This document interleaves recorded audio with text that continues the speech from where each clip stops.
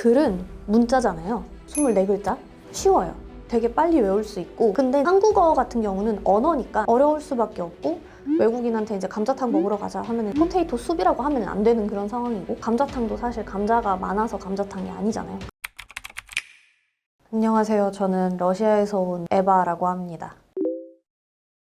아마 5년 정도니까 한 11살 때까지 러시아랑 한국이랑 왔다 갔다를 많이 했었어요. 그래서 한 5학년 2학기인가까지 한국에서 초등학교를 이제 다니고, 러시아에서도 1학년부터 5학년까지 왔다 갔다 하면서 다녀가지고, 그 당시에는 제가 살던 동네에서 한국어를 할 줄 아는 사람이 대학교 교수님들 막 이런 분들이셨어요. 그러다 보니까 전공자 자체가 많이 없었고, 돌아갔을 때는 중학생 때니까 뭐 많아야 뭐 한 13살 뭐 이럴 때였는데, 남들은 할 수 없는 거를 저는 배워서 어느 정도는 조금 사용을 할 수 있다 보니까 이거를 유지를 하고 놓지 않는 게 중요하겠다라는 생각은 했어요. 원래는 사실 저도 뭐 한국에 다시 돌아올 줄도 몰랐고, 러시아에서 대학교를 다니고 취직을 하고 이런 거를 생각은 했었는데, 어쨌든 한국어에 관심도 있기도 했고 한국 방송 프로그램을 되게 좋아했었어요. 예능이나 이제 이런 것도 보면서 한국에도 한국어를 하는 외국인이 많지 않으니까 진출할 수 있는 방법이 있으면 되게 재미있는 활동을 할 수 있겠다라는 막연한 생각이 있었던 것 같아요. 그래서 그냥 계속 하게 되지 않았나 싶습니다.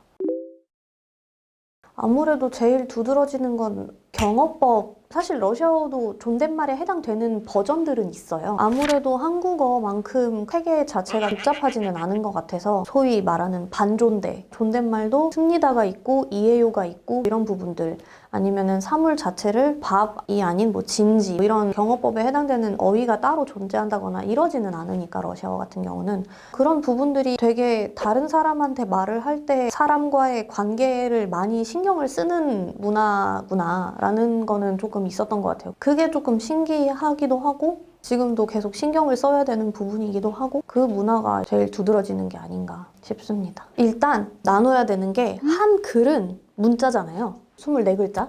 쉬워요.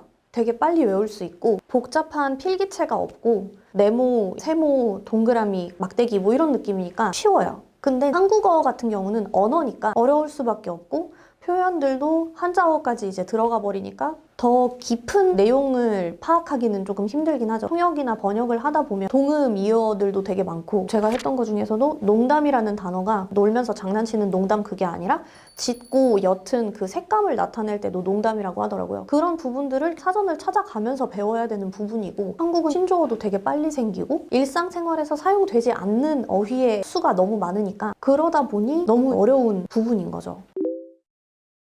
모든 부분들이 기억에 남기는 하는데, 스테이지 K라는 프로그램이 있었는데, 그게 외국분들이 한국 아이돌 커버 댄스를 해서 대결을 하는 그런 프로그램이었어요. 그때 당시 제가 이제 막 신입 통역 이고 보통 둘이서 하거든요. 파트너 통역사님도 선배님이긴 한데 처음 뵙는 분이랑 통역을 해야 되는 상황이고, 벨라루스 분들을 이어폰으로 저희 목소리가 전달되는 상황이다 보니까 한국어에서 러시아어 방향으로 통역을 많이 해야 되는 행사였어요. 긴장은 했지만 어쨌든 저 친구들만 듣는 거니까 이런 생각으로 하고 있었는데, 갑자기 참가자들의 인터뷰를 하고 싶다는 거예요. 근데 인터뷰를 하게 되면 제 목소리가 그냥 나가버리는 상황이 되는 거죠. 그러면 긴장도가 올라가는 거예요. 근데 또 선배님은 자기는 카메라는 절대 이제 나가기가 싫다고 저보고 이제 막 하라는 거예요. 약간의 배신감과 어떡하지? 뭐 그러고 있었는데 어쨌든 이제 순차 통역을 했어요. 거기 계셨던 분들은 목소리만 듣고 한국인이라고 생각을 하셨던 거예요. 그때 박준영 G.O.D 그분이 저 사람 외국인이라고, 한국인인 줄 알았는데 되게 신기하다 이래가지고. 제일 깜짝 놀란 게 통역하시는 분 한국 사람 아니에요. 아 진짜? 나 진짜 깜짝 한국 사람이 이거는 너무 아까워. 텔레비에 나와야 돼. 아 테레비라뇨. 아니 한국 사람이 아니고 진짜요? 러시아 분이죠. 러시아 사람이야? 완전 러시아. 네. 어머. 와, 한국 사람인 줄 알았어요. 우와. 방송 통역의 첫 경험이었는데 잘 넘어가가지고 아직도 좀 신기하면서도 약간 감사하게 생각하는 통역 현장이었습니다. 일단 AI가 통역사를 대체할 거라는 얘기가 이세돌 기사님이랑 알파고가 붙었을 때부터 나왔던 얘기긴 해요. 언제 대체될지 잘 모르겠지만 AI 와 관련된 부분 중에 제일 염려가 되는 부분은 아무래도 보안이에요. AI로 행사나 정보가 처리가 되기 시작하면 거의 오픈소스로 나가버리니까 기밀사항이나 이런 부분들을 어떻게 통제를 할 수 있을까? 그런 부분 때문에 저희가 나가는 통역 현장에서는 AI를 잘 못 쓰는 부분도 있고 저도 AI를 사용은 해요. 당연히 검색할 때도 많이 쓰고 보조용으로 켜놓고 있고 통역의 경우는 통역이 말할 때 언어를 옮기는 거고 번역은 글로 언어를 옮기는 건데 얘한테 의존을 하면 딜레이가 생겨요. 그러니까 저희는 진짜 동시에 얘기를 해야 되고 바로 들어가야 되는데 AI를 끼고 하면 바로가 잘 안 돼요. 그러다 보니까 아직은 공식 석상에서 AI를 사용해서 좋은 피드백을 얻었다라는 거를 저는 많이 못 들어봤고 회의 같은 경우도 제가 어제도 동시를 하고 왔는데 1시부터 6시까지가 회의예요. 그러면 정말 쉬지 않고 계속 통역을 해야 되는데 이게 통역이 2-3시간 이상 넘어가면 얘도 조금 과부하가 오는지 점점 더 처리 시간이 더 걸리기 시작하더라고요. 전달하는 과정에 껴있는 전달자로서의 역할은 그냥 내용을 전달하는 걸 떠나서 어감도 전달을 해야 되고 표정이나 이런 부분도 계속 표정 연기 같은 걸 하면서 아이 컨택도 계속 해야 되고 이 사람들의 집중력이 떠나지 않게끔 계속 잡아줘야 되고 이런 역할들이 생각보다 많더라고요. 아직은 그런 복잡한 내용을 다루는 부분들을 아직은 빠르게 그리고 좋은 효과를 내면서 통역이 되진 않을 것 같고 전적으로 얘한테만 의존할 수는 없는 상황이다. 그렇게 생각을 합니다.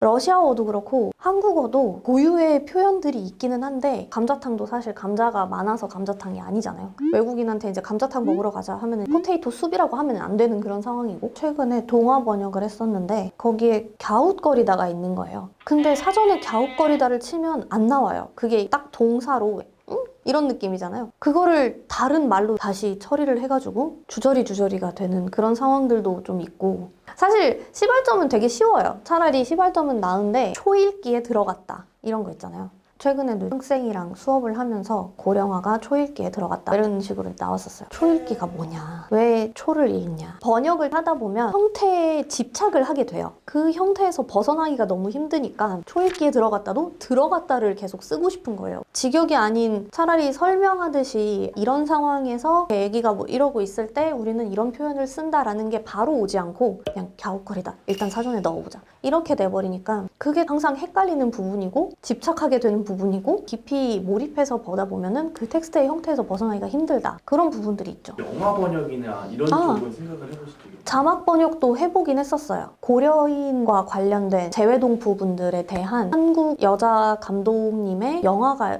몇 편 있었는데 그것도 번역을 해보긴 했어요. 자막 번역도 자막 번역대로 어려운 점들이 있죠. 일단 공간 자체가 제한되어 있고 러시아어는 워낙 길다 보니까 더빙을 많이 해요. 근데 더빙이 아닌 이제 자막으로 의뢰를 주셨고 그러면 이걸 얼마나 잘 줄일까? 그 부분이 되게 힘들어요. 가끔 광고 카피 번역은 아예 그 바이트 수를 맞춰서 해달라고 하세요. 그러면 친환경이라고 하는 3음절 단어가 6바이트밖에 안 되는데 러시아어로는 친환경 하면은 에콜로기치스키 치스트이거든요. 너무 긴 거예요. 그러면 이거를 이 6바이트에 맞추려면 에코라고 쓸 수밖에 없는 에코의 생각이 날 때까지 걸린 시간이 한 30분 정도 돼요. 그러니까 이 에콜로기치스키 치스트를 이걸 읽는 독자들이 친환경적인 제품이다라는 거를 이해할 수 있을까라는 생각을 하다가 누구한테 물어볼 사람도 없는 거예요. 결국엔 에코만 남겨놓는 그런 전략을 썼는데 그런 거를 맞닥뜨릴 때가 항상 되게 힘들어요. 왜 해야 되는지를 잘 생각해 보셨으면 좋겠어요. 내가 왜 이 언어에다가 시간을 투자해야 되는지 목적의식이 있으면 힘든 일을 계속하게 되는 원동력이 되지 않을까라는 생각이 들어서 언어를 내가 왜 배우려고 하는지 그리고 어느 정도까지 배울 생각인지를 미리 정해놓고 접근을 하는 게 본인한테도 더 좋을 것 같아요. 그래서 왜 배우는지를 잘 생각해보자 그런 말씀을 드리고 싶었습니다. 불러주셔서 일단 감사하고 이런 이야기도 들어주실 수 있는 분이 계시지 않을까라는 희망도 있고